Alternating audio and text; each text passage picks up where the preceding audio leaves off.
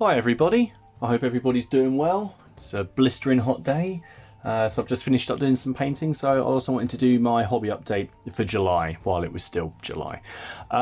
So there's a few things I wanted to share with you, and one of the first was I've completed my French Marines unit for my Muskets and Tomahawks force. These were part of the Nick starter from North Star, and again these were really nice models to paint, and again a bit different from what I normally do. So I've tried to keep the basing theme the same as I did for my Huron models. Let's grab one of those.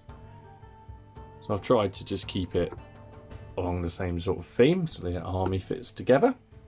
And yeah, really nice. There's only 8 of them. I guess that these are basically considered my elite unit. So I don't have a great deal of knowledge about the French Indian War. I'm trying to read up on it, but I get the impression that these guys, they were stationed in North America and they learned a lot from the natives, and therefore became experienced in sort of guerrilla warfare, while also maintaining sort of that discipline of line troops. So yeah, so I tried to keep the scheme relatively simple. I found a couple of pictures online that I used as reference, but to be honest, I just thought this kind of looked cool. So there we are. So I've just finished these. I've only got another 12 minis to paint for Muskets and Tomahawks. I'll probably crack on with them soon. That's just the Canadian militia. Sorry, 13 models. I've got to paint my leader, and then I'll hopefully start having some games.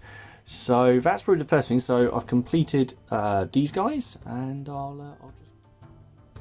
Okay, so this is the next thing I worked on. Ken from Miniature Wargaming Warriors put up a challenge to come up with a piece of terrain that you could make quite simply, and I just did a bit of an experiment, and I made this very, very easily. So I wanted a couple of these because I've picked up a new set of World War II rules called Operation Squad. So I've just made a very basic sort of earthen bunker to be used by any side. Ooh, there we go. Top comes off, and there we are. I've done the inside. There we are. Now this took me about an hour to make and about an hour to paint and stick all the foliage on, you know, discounting drying time. So I am going to put up a tutorial about how I did it. It wasn't particularly groundbreaking, but yeah, it wasn't particularly hard, and yeah, I enjoyed it. So that's one of the other things I've done. So I do like making scenery. I don't buy all my scenery, and that was just a nice change of pace. I'll just pop my German back in. There we go. And I did try and leave it wide enough so models would actually fit in the entranceway. So I kept on getting the model back and putting his base into shot. So yeah, if you can get someone back round there with a flamethrower or a grenade, things are going to get very interesting. So there we go. So that was my piece of terrain, and now I'm going to move on to something really, really cool. Okay, so here we are. So I was lucky enough to win 100-Year War command models from Medieval Wargamer, Nick. Thank you very much, mate. And these are by Claymore Castings, and they're painted by David Imrie. And these have been painted up as the Earl of Oxford. Look at that, that's just awesome. And some of his retainers. This is this guy here. I'm in love with this model. That posing, that is just awesome. I've never had any Claymore Castings before because haven't been doing any 100 Years War stuff or anything like that. That may now change. But they've been painted up in Oxford's colours. So what I thought I'd do is just do a very, very quick overview of Oxford. I've done a little bit of research into him, and there's a few things I knew already. So I know that he was a competent commander and well thought of in the 100 Years War. He went over to the continent in 1342, where he served with the Earl of Northampton, and he took part in the Battle of Morlaix. And he was considered a good commander. He was then sent to Scotland, to protect the country's interests there. But then he got sent back to Brittany again. So like a lot of the problem with being considered a competent commander is you started having to move around all over the place, especially with the old alliance between Scotland and France. In 1346, he campaigned with the king in Normandy, and he took part in the Battle of Cressy, which I think most people know about. He was also then at the Siege of Calais, but he became ill in 1348, and then he didn't take part in anything major for another 7 years. So until 1355, he was out of action. And then in 1355, he joined the company of the Black Prince, Edward, and then he took part in the prince's great raid in Languedoc. I think that's how you pronounce it anyway.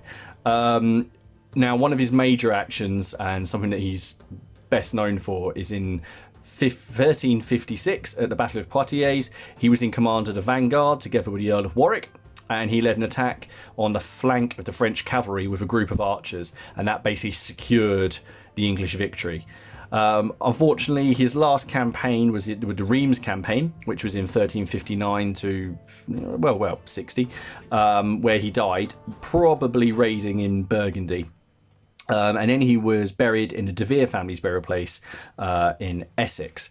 So he had a very distinguished career, and he won a lot of prestige for the family name. Now, he was the 7th Earl of Oxford, and what I wanted to say now is I just wanted to link this to the period I'm working on, because if you remember, I said before, there tends to be a habit of people losing their prestige in the War of the Roses. So his great-grandson was John de Vere, the 12th Earl of Oxford, who was born in 1408. So he was the great-grandson of this John de Vere. And things wound up a little bit differently for him. So basically, all of the problems in the Wars of the Roses can pretty much be traced back to Edward III when he made his sons dukes, and the dukes of like Gloucester and Somerset and York and Lancaster, and you have this whole mess with bastard feudalism going on, where men owe their allegiance to their lord instead of their king. There could be a whole video, a whole series on that. There probably is if you search around on the internet. I don't know, it might be worth doing some history chats one day, maybe something to look at. But basically, yes, the 12th Earl of Oxford, he, as sort of politics became divided in the 1450s, he did not immediately take sides. He was a member of the council of the Duke of York. It's Richard, Duke of York, who never became king, who had his head chopped off and a paper crown stuck to his head. When he became Lord Protector in 1453 to 54, during one of Henry VI's periods, he basically had a mental breakdown. It's clear now that Henry did suffer from some affliction. That hadn't been obviously back then. It wasn't, they couldn't really identify it, and I think they just thought him cursed or mad. In May 1455, he and the Duke of Norfolk both arrived too late to take part in the Battle of St Albans. That's when the Yorkists attacked the Lancastrians at St Albans, and then in 59 he fully committed himself to the Lancastrian cause and Margaret of Anjou against the Duke of York, which was probably a bad plan. Now, the Duke of York died in 1459 at the Battle of Wakefield, and then his son, Edward, Earl of March, he took over the Yorkist reigns. He was proclaimed king, and things went from bad to worse. So after the Battle of Northampton in 1460, the reports are that Oxford was suffering from ill health. Anyway, he was exempted in consideration of his infirmities from appearing in person before the king, before Edward IV. So there's some records of things that I've read that basically say that this was an attempt, basically he was pulling a sickie and hoping he wasn't going to have to face up to his responsibilities. That didn't work. He was basically convicted of high treason in absentia, which, wasn't great, along with his son. His son was beheaded, and then 6 days later, they dragged Oxford out onto Tower Hill, and he probably hoped that he was going to get beheaded. However, the result for him was very, very, very different.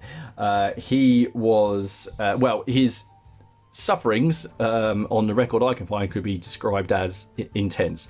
He was disemboweled, castrated, and then while he was still conscious, he was burned alive. Now, this led to a lot of sort of what I think is another blood feud. So his son, who went on to be the 13th Duke of Norfolk, went on and became a major opponent of the Yorkists. He was at the Battle of Barnet and he saw off the Yorkist flank. He returned and he was probably the most secure commander for Henry Tudor, and he basically secured victory at Bosworth, because I think everyone knows that, as far as we know, Henry Tudor wasn't exactly a warrior. He wasn't a fighter. Oxford was used to leading men, and he, him along with Tudor's uncle helped secure victory. So anyway, I hope that's all right. That was a bit of a sort of a bumble through history, but I quite like doing. Maybe we'll see if people are up for maybe some history streamings or something. I don't know. We'll see. Anyway, I'll put these away, and then I'll just go into the final things I've managed to do. And to finish off, I've completed another unit for the Wars of the Roses. So this is another household unit, and I've painted these up in the colours of the King, since I finished his command base, which you probably saw on the Wargamers Anonymous challenge. So these archers have been painted up with the Sun in Splendour on their tabards, just marking them as Edward's men. And I've also done the normal thing I do, which is create a block in the middle which has bills and armoured men. So these function as a ranged and as a close combat unit. That's how we're playing it in Hail Caesar. However, if we're playing a different rule system, I can always just remove these. I've got other bow units and I can just stick them together and chuck all my billmen together to create bill blocks. Anyway, these were a lot of fun to paint. I've sort of had some fun just trying to paint all these different, coats of arms. Again, most of this was done with bases of contrast paints and then filling out stuff in other details. I was on the Plastic Crack podcast earlier in the week, and I actually completed both these two bases in that time. So these guys don't take that long to knock out, and to the standard that I like with. And then basing, just the same as before, I go for this kind of moorland, heathland kind of a look, and yeah, I'm really pleased with them. So I have another unit like this to put together. However, I'm going to be working on some armoured men-at-arms next, just to add a little bit more punch, because I've got 4 or 5 of these units now, but what was evident after the last game, I need something more heavy hitting. Anyway, I hope that you guys have enjoyed this. I hope you're all well, and I will catch you all again soon. Take care.